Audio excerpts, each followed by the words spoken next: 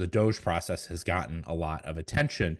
What I'd emphasize is that there's a lot of ambiguity. That's the first thing I'd emphasize. A lot of ambiguity about exactly what is likely to transpire here in terms of the magnitude of the efforts, let alone all of the prospective legal challenges and things like that, which, I have no basis to opine on.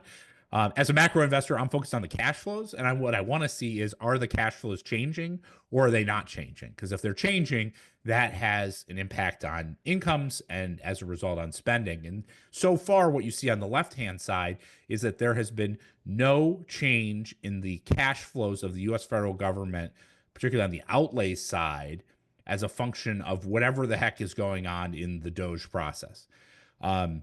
You see that on the left-hand side. That's the accumulated withdrawals. Withdrawals mean payments out of the Treasury from the Treasury daily statements. There's obviously a lot of seasonality and different dynamics that go on there, so you don't necessarily want to get too focused on any particular days. But what you see basically on the left-hand side is that through the first 13 business days, there's really been nothing in the way of a meaningful a change relative to the previous year in 2024, the matching days in the previous year. So keep an eye on the actual cash flows. A lot of talk about things, but the actual cash flows here don't seem to be changing. And so, there's a real question: is this actually a meaningfully macroeconomically impactful story that's going on here?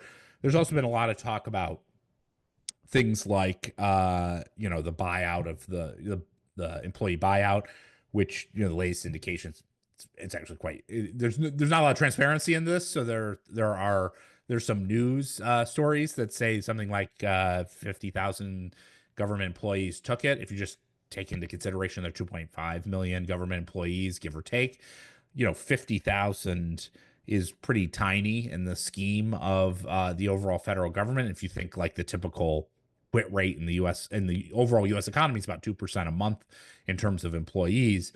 What you see here is like 50,000 employees on a $2.5 million or 2.5 million person employment is just not that big a deal. In fact, that's probably what you'd expect to be the normal attrition that would be occurring, or the normal turnover in terms of quits in the government. So, so far, not a lot of indications of anything that's going on there.